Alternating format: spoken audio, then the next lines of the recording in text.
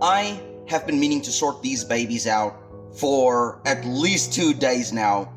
Just couldn't get to it. The weather has been a little bit awful, and this is really something I need to get done today. So I figured, let's do this in the barn. Now, these are the Valentine's Day Blackmores. Now, yes, you heard me correctly. How are Blackmores this colorful? Well, that's a secret. Reason why I call them that is because they hatched on Valentine's Day. This fish I'm going to do a hard culling on. I'm not going to grow it out. And what I mean with hard culling is I'm going to euthanize it. The reason for that being is it can't balance itself. It's already starting to show swim bladder issues, and it's going to negatively impact its quality of life. Most of the research does indicate that fish are not capable of experiencing pain. It's a little bit up for debate, but from my own observations, also doesn't look like they're capable of experiencing much pain, at the very least. Now, when you're culling fish, it's far easier to select the good ones first. Like this individual, 100% a keeper. Let's zoom in.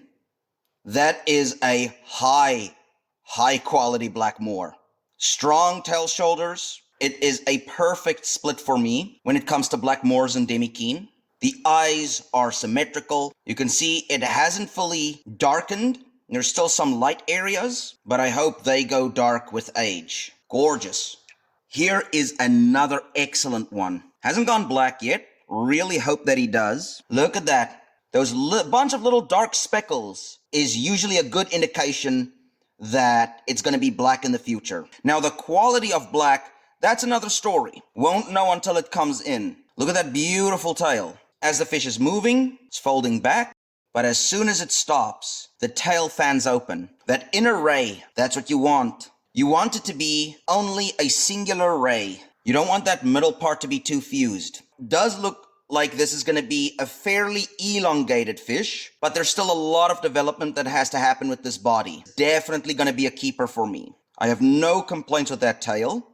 The eyes are symmetrical. Very important for these telescopes, for the eyes to be symmetrical. Now, here's a fish that'll be a hard cull. And can you tell why? Look at that bent tail. Rather something that I just get rid of. Now, this is one that's been bothering me since yesterday and the day before. Looks fairly pretty. Nice round body. Already showing buoyancy issues. Look at that.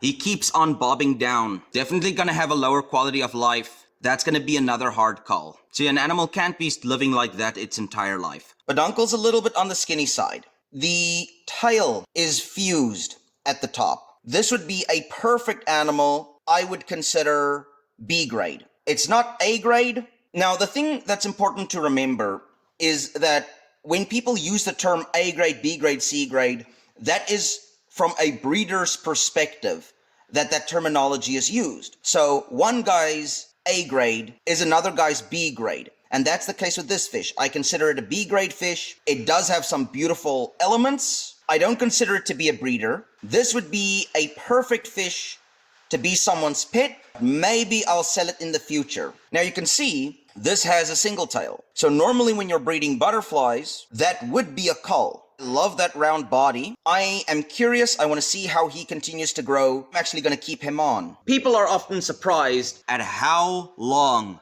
I could be standing at a tank staring at fish. Because it's not just, oh, that one's pretty. I've gone over many times in my short form content. The rows of scales, are they perfectly aligned? Are the colors and patterns correct to where I'd like to propagate it? And his backside also keeps lifting up.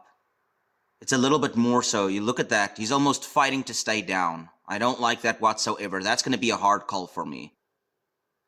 You see that? Backside keeps on lifting. I believe I went over most of the aspects what I'm selecting for between culls and keepers. Obviously, I still have some work to do. Just like these fish to settle down a bit more. I want to see what positions they hold when they're sleeping. Goldfish breeding is very intense because that is going to show to me if there's any other buoyancy issues.